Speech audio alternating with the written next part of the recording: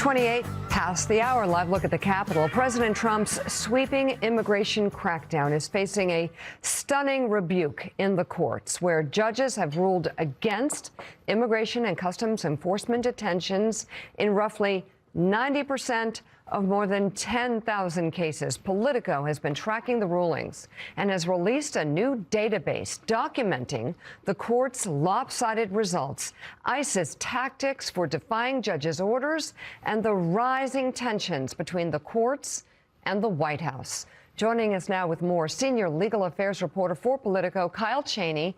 Kyle, let's walk through these findings. I mean, beyond the overwhelming losses in court, it's judges across the ideological spectrum. These aren't just liberal judges. Exactly. And that's really what struck us early on. We started noticing, even before it was tens of thousands of cases, it started as a trickle, and before it really exploded and overwhelmed the court system everywhere. But we noticed that the rulings and the rejections of the assertion of detention power were coming from every quarter of the judiciary, including many judges that Trump appointed. I think in a separate tracker, we have about 430 district court judges have rejected this assertion of power, compared to only about 40 or 50 who have supported it, and that includes a majority of Trump-appointed judges who have weighed in on it. So it is really a uniform, overwhelming rebuke. And something that people might have missed, that last year they really changed the rules. There was a major expansion of mandatory detention, which you point out. The legal fight stems from a 2025 ICE memo that dramatically broadened who could be treated as seeking admission to the U.S. Explain why this matters. Sure. This really is sort of the focal point of everything. It's essentially the way immigration policy used to work for the last 30 years was people who were who were apprehended at the border, essentially, were held in mandatory detention. What the Trump administration did uniquely, that no administration before had ever asserted the power to do, is say if you're apprehended anywhere in the country, no matter how long you've been here, and whether you have a criminal record or not, in most cases they do not, you are treated as though you basically have arrived at the border and therefore are subject to mandatory detention. So that's millions of people who were not, and that's without a bond hearing, without even a chance to prove that you can be safely released to the community. So again, millions of people now subject to this that weren't prior to that memo. Kyle, good morning. Great reporting here. So great that I'm sure you'll hear about it on Truth Social later today once the president sees this segment. I'm curious, though, what you think about how far up these questions may go. Appeals courts, I guess, have been a little divided on it. Might this question of what you just laid out rise all the way to the Supreme Court? Because remember, the promise in the campaign and in the early days of these operations was we're going after the worst of the worst. We're going to kick in doors, get the murderers and the rapists, get them out of the country, to which 90% of Americans said, yes, please do. But that obviously is not what this policy has brought. That's right. And what's actually so remarkable about this is because of the proliferation of cases all over the country, we're also seeing this rise in every circuit court in the country. Now, in fact, every single federal appeals court circuit has now had arguments on this. 5 courts have weighed in, and there's probably more rulings coming imminently. Everyone involved in this, the Trump administration lawyers, the judges, everyone says this is a lock to go to the Supreme Court. I mean, nothing's ever truly a lock, but it would be sort of shocking if an issue that has divided the appeals courts this much, even though it's been overwhelming in the district courts in one direction, does not reach the Supreme Court and fairly soon. And Kyle, another thing that your piece points out is the human impact is central to the court's frustration. The article highlighting emotionally charged cases involving nursing mothers, children, trafficking victims, DACA recipients, and parents of U.S. military members. Judges repeatedly emphasizing the harm done to families and communities. We really appreciate your work here. Please come back to talk about it more. Senior legal affairs reporter for Politico, Kyle Cheney, thank you very much. And for more on the human impact, let's bring in Democratic Congressman Adelita Grijalva of Arizona. It's so good to have you on the show, especially to talk about this. I've been following your work that you've been putting out on social as you try to get into these detention centers, and you're telling the stories of everything from pregnant mothers to just people trying to survive. Whether they're undocumented or U.S. citizens, the stories are still incredibly cruel. Can you please tell us what you've seen on the ground? Yeah, it's almost like cruelty is the point.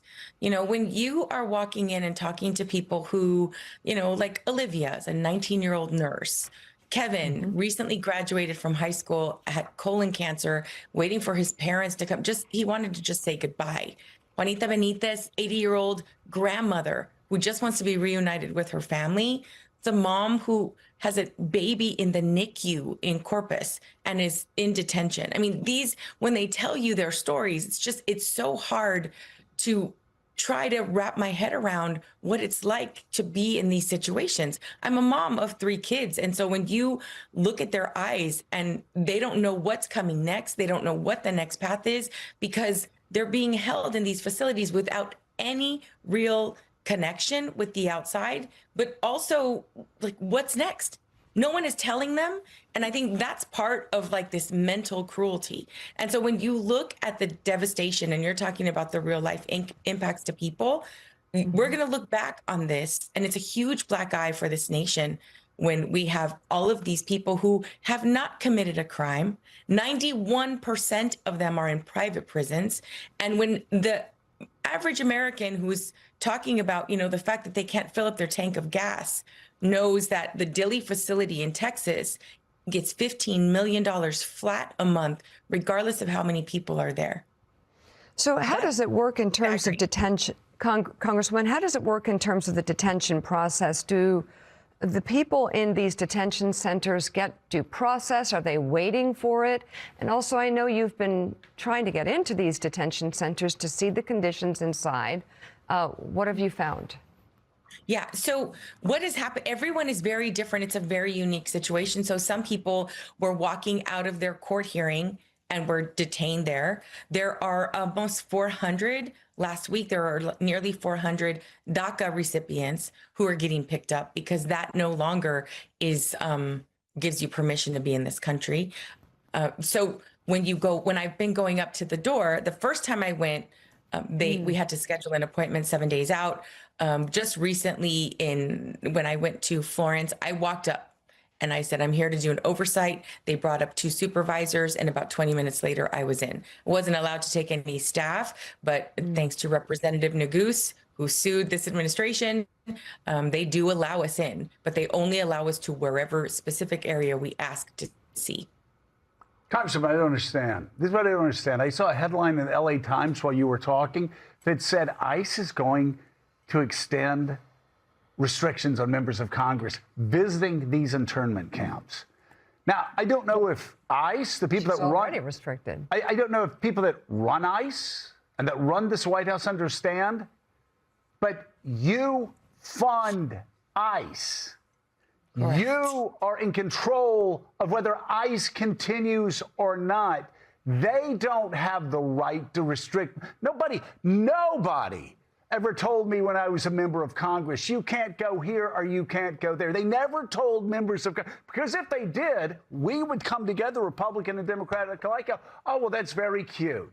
Guess what? Tomorrow, you're not going to have any funding. And guess what? We're going to put you through the legislative ringer. Guess what?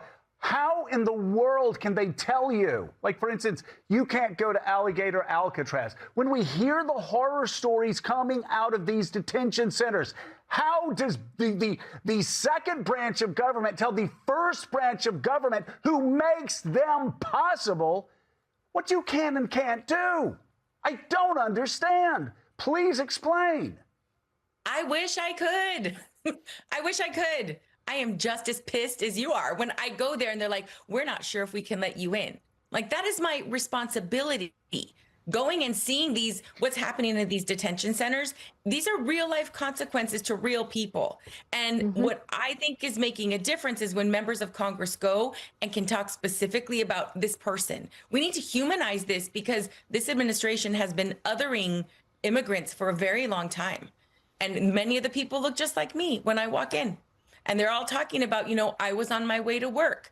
I am a nurse. I am a teacher. You know, I feel bad for my kids that are wondering where I am. And that's the kind of, most of the people that are in these facilities are of service. They're working in a lot of different positions, and we're feeling the impacts.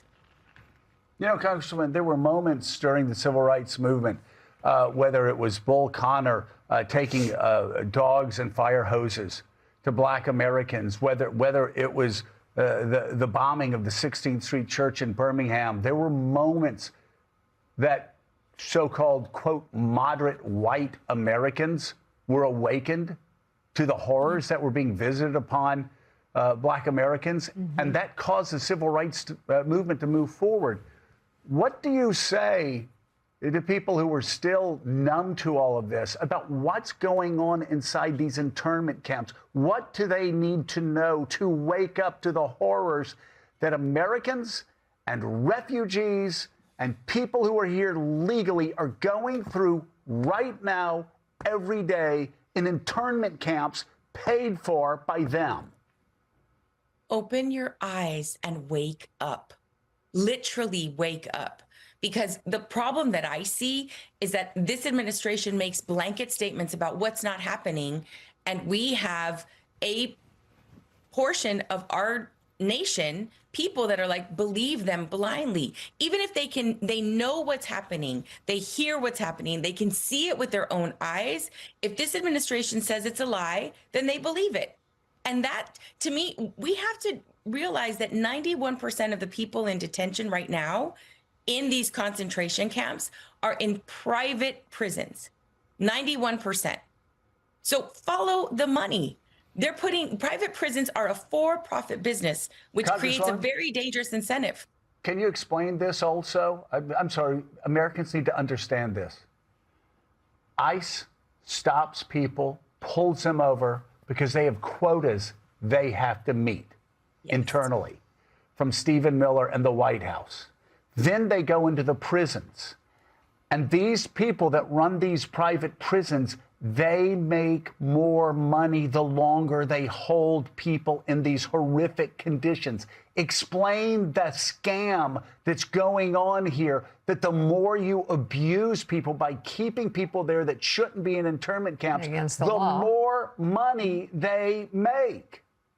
And there is no oversight on that process. In a lot of these private prisons, you'll have a handful of federal employees that are ICE employees, and the others are all contract employees. So there is an incentive, a very dangerous incentive, to cut costs at the expense of people's health, their safety, and their dignity. Democratic Congresswoman Adelita Grijalva of Arizona, thank you very much for coming on this morning. Please come back and keep us posted on all of this. We'll be following all you're doing. Thank you. Please keep up the fight. Good to have you. Thank you. Willie, how does this happen? It is beyond me how this happens. Like how does the Article 2 branch tell the Article 1 branch, which funds it, oh, you can't do this? Oh, yeah. I just.